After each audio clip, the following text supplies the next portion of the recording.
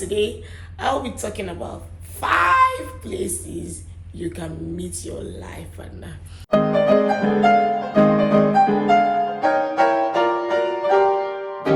If you haven't watched the video where I talked about how I met my husband and how God can connect you to your husband just anywhere and anyhow, please, there's a link. Please click on the link in my description box and head to watch it just after this one. Number 1, the first most natural place you meet your life partner, or you'd most likely meet your life partner, is where you live, your neighborhood. This is important. So this would help you be careful the kind of person you are where you live. I know that you're in your most natural, comfortable place around your neighborhood, but your lifestyle and your character is very crucial. Imagine that as a young man every day, or as a young woman every day, a car is picking you up, dropping you, someone is spending night over at your place, of the opposite sex, and this is your constant lifestyle. That means you're already sending a wrong signal about you in your neighborhood. I have found many people say, oh, this guy was my childhood friend and we met up, and then the memories of our childhood, clicked and we got married.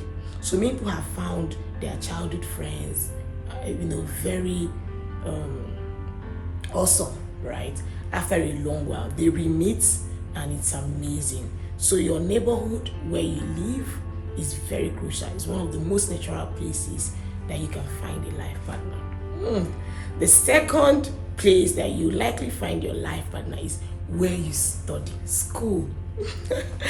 This is good because I hear many students say, no, that's not my class. That's not my level. I want you to know that classroom is a leveler. Once we're in the same classroom, all of us are operating on the same level. And besides, you can be in class and you're just in your first year as a freshman in school and someone is already graduating. So you see, and the person meets you, gets to know you, and after a while comes back for you. I have found many young girls, many young guys reconnect back from campus time. So who you are in your school is very important. And it could even be through referral, right? That because of your character in school, someone has to refer you to someone who, finally proposes to you. I'm not saying you should be desperate and now not be yourself. No, I'm saying that you should be aware that where you are in your environment, a person can emerge who you're going to spend the rest of your life with. So don't look down on anybody. Don't push anybody down. It could be your classmate. It could even be your lecturer. It just could be your schoolmate. So school is an important place where you meet your life partner.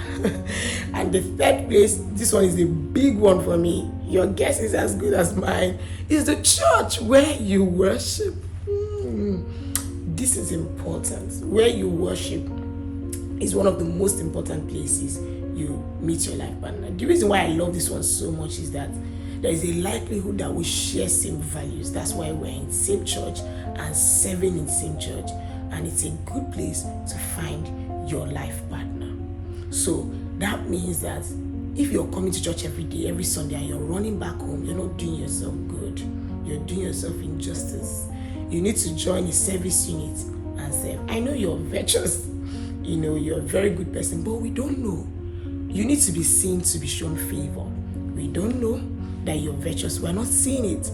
It's only when you serve, when you join, volunteer to serve in any capacity where you're passionate about, that somebody in that capacity or somebody in that church can find you an interesting person. So the church is very powerful. So don't rush out of church next time you go to church. Join a service unit today. Yes, and this is very important. And then I always say when it comes to church that familiarity is an advantage in choosing a life partner. You see that sister who is serving with you and you're knowing everything about her is a good one because you're building friendship, and that's exactly what marriage is about. You're going to spend the rest of your life with a young person you have met, you have built friendship with. So please don't friend zone who you're supposed to marry in that department. Maybe you're in choir or you're in community service in your church. Don't friend zone who could be your partner. So church is a big one for me. As you join a living church, please, it could be where you find your life partner. And the fourth place you can find your life partner is where you work. Your office, where you work. This one is another big one, but this is dicey. Do you know why? You don't need office romance too early. And of course, you know that some organizations are even against office romance because people can connive, you can connive with your lover, embezzle your organization's fund and all of that. So they don't even want to see it. So you have to be careful being overly romantic with someone you work with and see every day. This one is also dicey because we see every day, we might think that we're in love. So you also need to be very careful. But this is a good place. I have found people who they're working in an office and they find their colleague very interesting and they settle down. So you need to be careful, your character. Okay? Now the fifth one, which is the last one and the biggest one, is through social media. Many people don't know this. I have found out that social media is your latest CV. You're writing your CV on social media just without your knowing. This is powerful. So you need to be careful the personality you portray out there on social media. I hear some people say, this is not my true lifestyle and all of that. I know who I am in my secret place. I'm just flexing on social media. But we're not seeing your true character. We're seeing you on social media. A lot of people are connecting through, Facebook and all the other, social media platforms, which is very beautiful. So that's why you also need to be careful. Are you always giving to controversial topics on social media? You're always arguing one thing or the other. Men has come, men are this, women are that. And that's your lifestyle you portray. You're a very cantankerous person. Your lifestyle speaks contention all the time. There's a problem. I've heard someone call me to say, I like this sister, but I always see her arguing about one thing or the other she shouldn't argue about on social media. Very beautiful, godly sister, but that was a problem for her. And of course, I took time to explain to the brother, but he didn't gather enough courage. He didn't summon enough courage to approach her.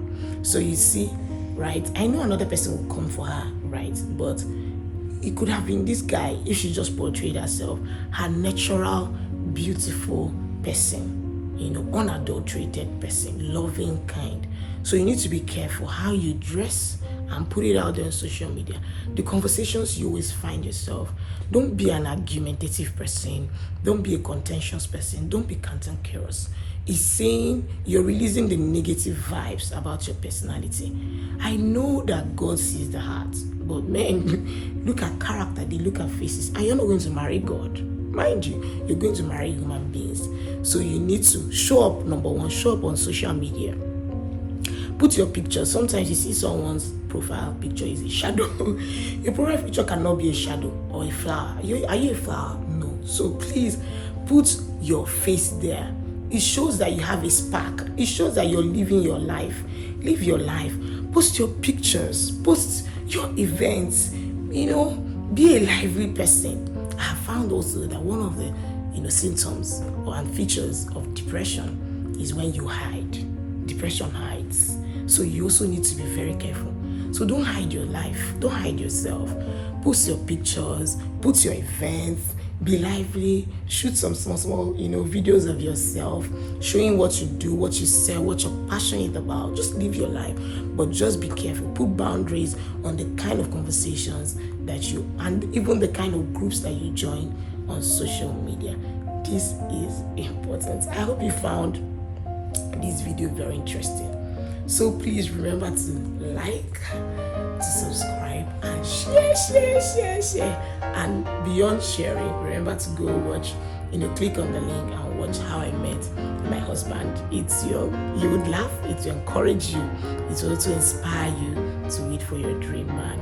So please, are there other places you think in 21st century we can meet our life partner? If you're married, tell me, where did you meet your life partner like I did in the bus? Where actually did you meet your life partner? I want to have your responses in the comment section. Thank you so much for watching this video. All right, see you same time next week.